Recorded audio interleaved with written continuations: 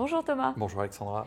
Vous nous proposez un voyage dans le temps aujourd'hui. Nous partons 100 ans en arrière, fin de la Première Guerre mondiale, pour parler de l'arrivée de la présence des troupes américaines ici à Monaco. Présence souhaitée par le prince Albert Ier. On en avait déjà parlé, le prince Albert Ier, prince humaniste, avait, si on peut le dire comme ça, très, très mal vécu cette guerre. Il a souhaité, peut-être par admiration pour les États-Unis qu'il avait découvert quelque temps auparavant, faire venir, proposer des services aux troupes américaines à la fin de la Première Guerre mondiale.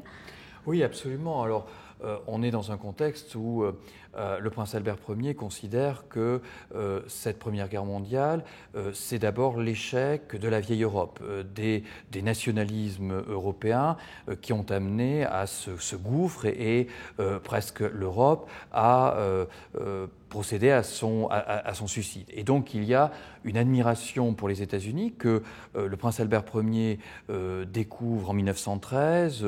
On connaît sa rencontre avec Buffalo Bill, on connaît son admiration pour les parcs nationaux, donc pour la préservation de l'environnement.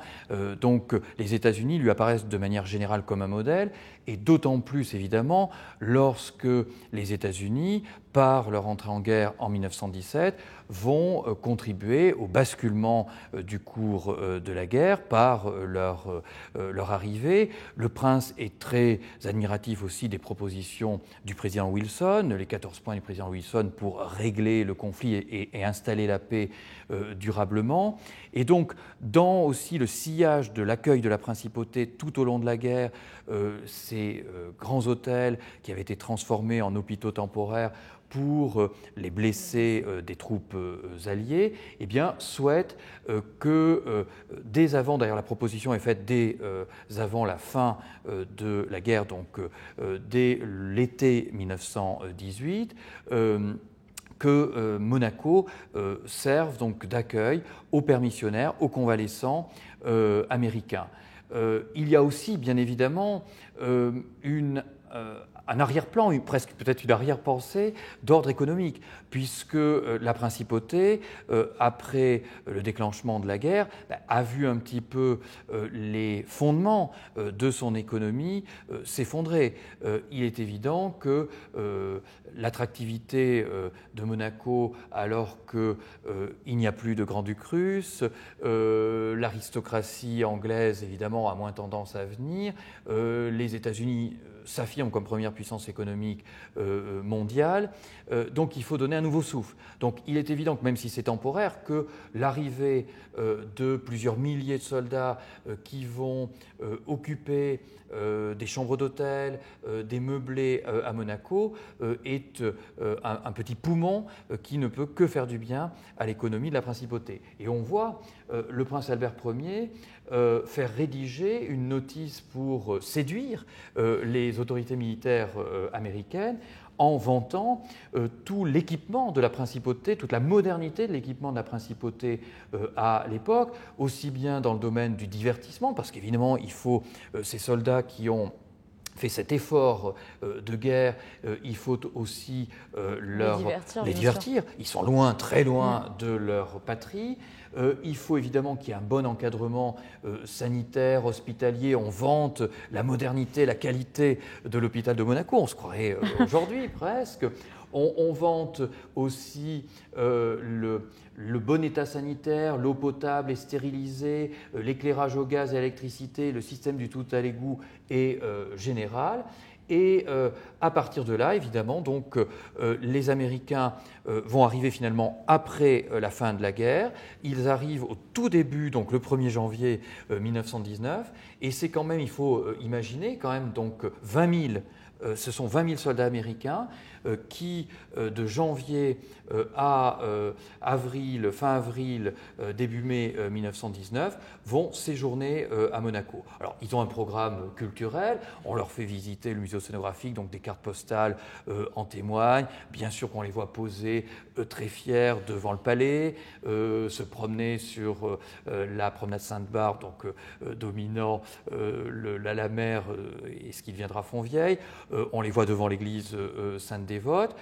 Visiblement, tout s'est bien passé, puisque à la fin du séjour, donc après le 20 mai, le ministre d'État rend compte au cabinet princier donc, de la tenue de ces militaires. Ils ont logé donc, dans 37 hôtels, dans 15 pensions. Aucun incident digne d'être relevé ne s'est produit. Bon, simplement, quelques procès-verbaux pour infraction aux dispositions réglementaires sur la circulation des automobiles, 12 cas d'ivresse publique simples et 2 contraventions pour pugilat ont été dressées contre les Américains.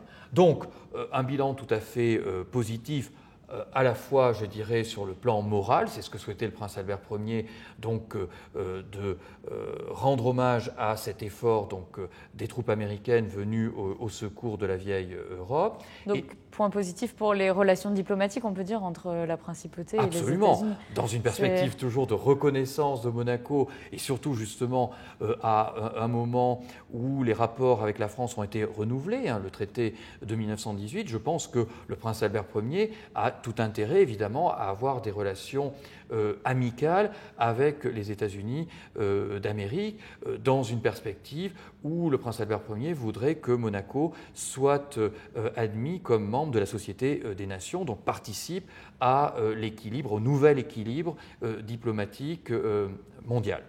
Et tout le monde y a trouvé son compte puisque on a dans les archives une pétition qui est adressée au prince Albert Ier de la Fédération des commerçants et industriels de Monaco et environ, qui s'inquiète du départ, et elle est très, évidemment, très fournie, cette pétition. Les commerçants s'inquiètent du départ des troupes américaines qui, évidemment, donc, ont d'un seul coup relancé le commerce de la principauté. Étant donné ce succès, on peut dire que le prince Louis II a souhaité prendre exemple sur le prince Albert Ier et essayer de renouveler l'opération de communication, on peut appeler ça finalement, de séduction en 1944. Oui, puisqu'on retrouve à peu près, malheureusement, le même scénario dans le second conflit mondial. Alors en plus, les Américains contribue évidemment à la libération du territoire de la principauté le 3 septembre 1944 avec les résistants locaux. Donc les Américains sont aux portes de Monaco puisque le général Frédéric, pour respecter la neutralité de Monaco, avait émis un ordre de respect des frontières de la principauté. Bon, on a dans les archives, que ce soit d'images fixes ou d'images animées, quelques exemples d'incursions des GIs sur le territoire monégasque.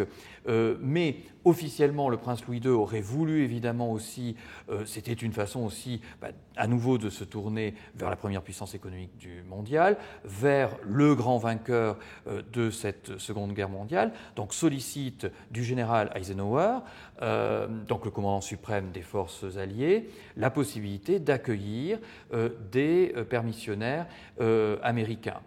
La guerre n'est pas finie. Donc la première réponse qui lui est faite, c'est que comme la principauté avait un statut de neutre, il n'est pas possible de faire séjourner donc, avant la fin des hostilités ces troupes américaines.